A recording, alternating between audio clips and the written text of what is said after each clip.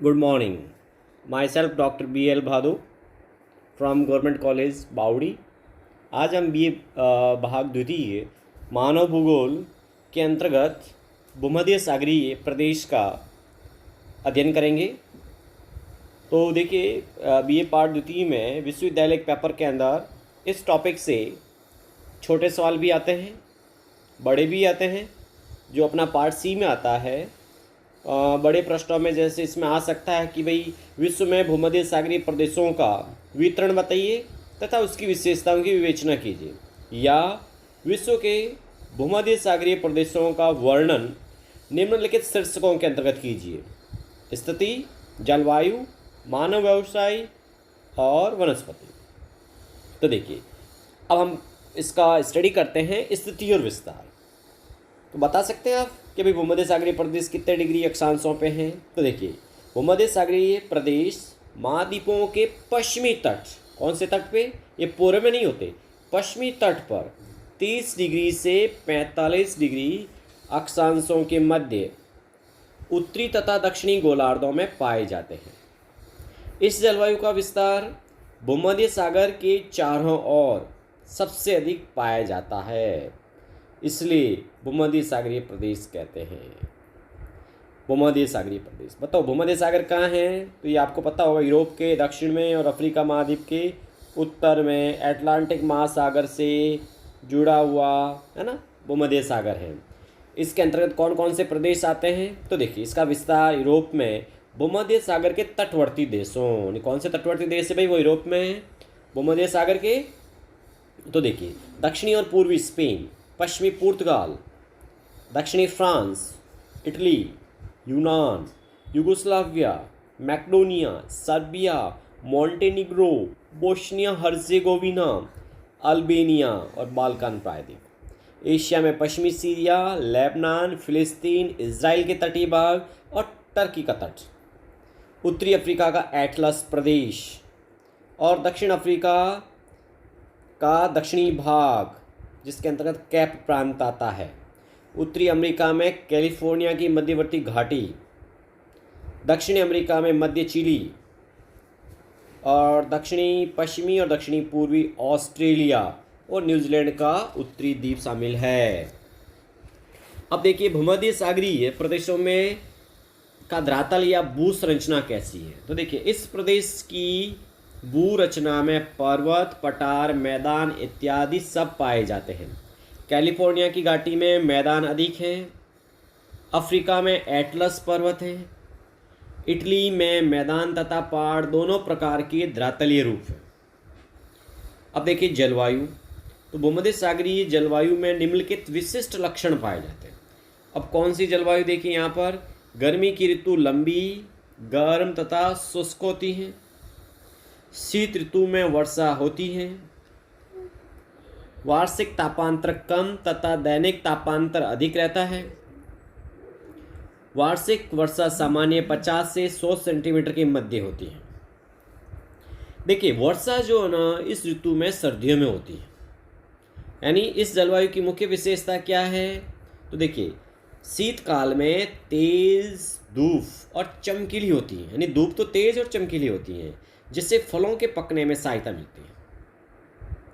अधिकांश वर्षा शीतकाल में होती है किंतु उसकी मात्रा अधिक नहीं होती, इसलिए ग्रीष्म ऋतु प्रायः शुष्क होती है। विशेष स्थानों में यहाँ की स्थानीय गर्म और शुष्क पवनें वनस्पति को झुलसा देती हैं। ऐसी पवनों को अल्जीरिया में सिरको बोलते हैं। क्या बोलते हैं? सिरको। स्पेन में लेवेची कहते हैं ऐसी गर्म पवनों को, यानी गर्म और सूखी हवाओं को क्या बोलते हैं स्पेन में? लेवेची। मिस्र में उनको खमसीन कहते हैं। कैलिफोर्निया में इन स्थानीय हवाओं को सांटानास, दक्षिणी फ्रांस में मिस्ट्रल और बाल्कन प्रदेशों में बोरो कहा जाता है।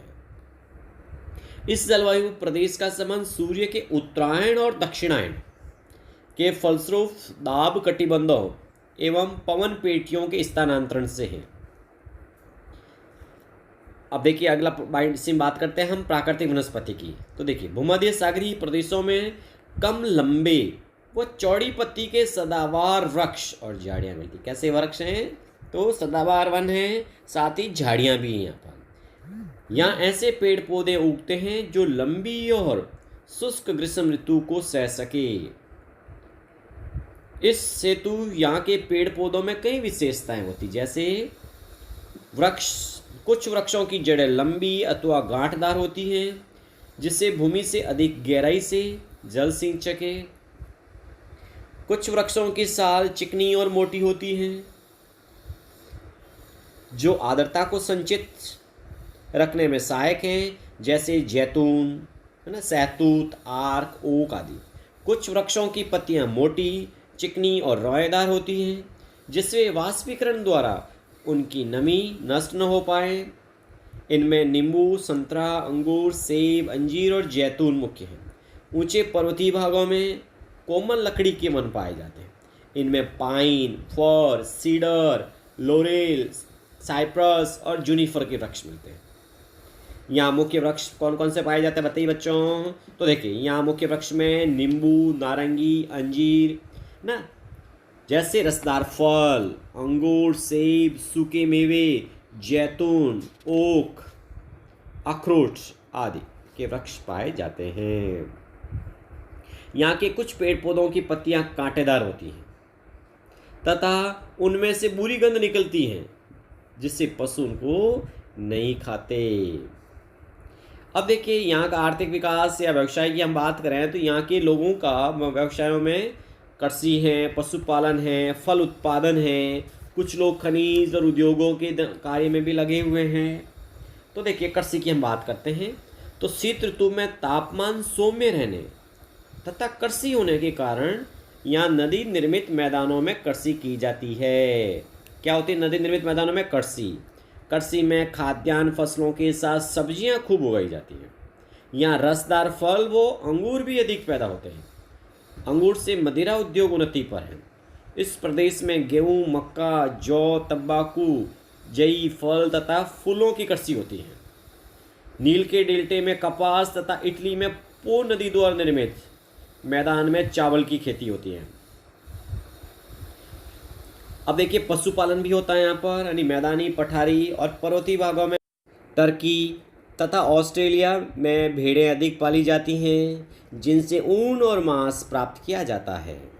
अब देखिए फलोत्पादन यानी फल का उत्पादन, खेती करना और फल पैदा करना यहाँ के प्रधान व्यवसाय है। यहाँ की जलवायु फलों के उत्पादन के अनुकूल रहती है।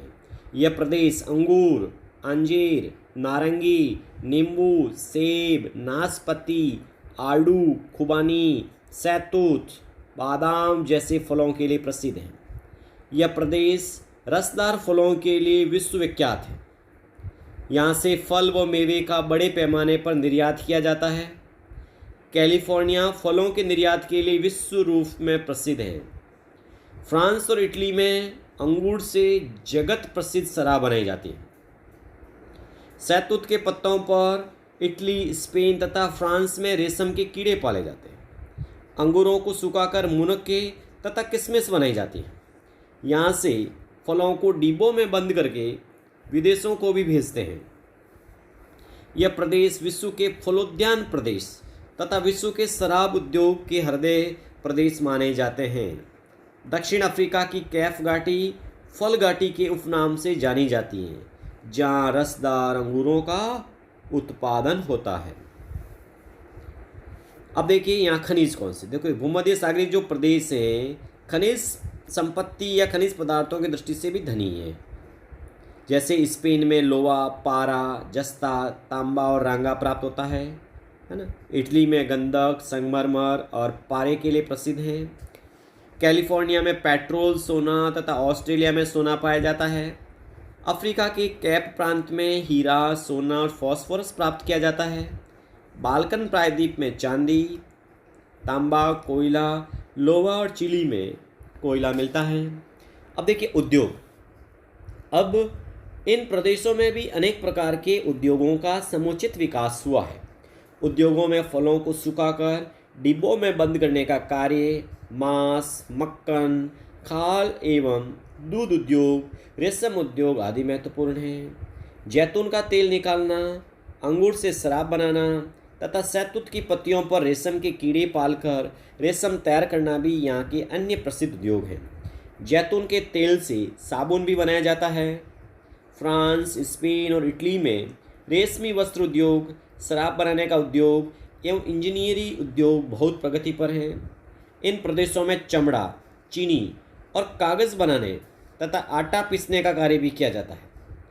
इटली, यूनान, स्पेन, दक्षिण फ्रांस एवं कैलिफोर्निया में इंजीनियरिंग, मशीन निर्माण, वायुयान, जलयान, रासायनिक उद्योग, पेट्रो रसायन, दवाइयाँ आदि उद्योगों का उच्च तकनीकी स्तर पर विकास हुआ है।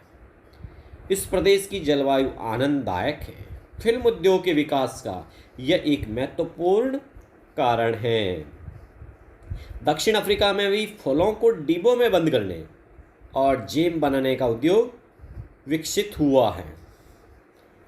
इस तरह से कहा जाए तो यहाँ की जो स्वास्थ्यवर्धक या उत्तम जलवायु, उपजाऊ भूमि, प्राकृतिक संपत्ति तथा अन्य प्राकृतिक साधनों की सुलभता मानव जीवन पर अच्छा प्रभाव डालती है।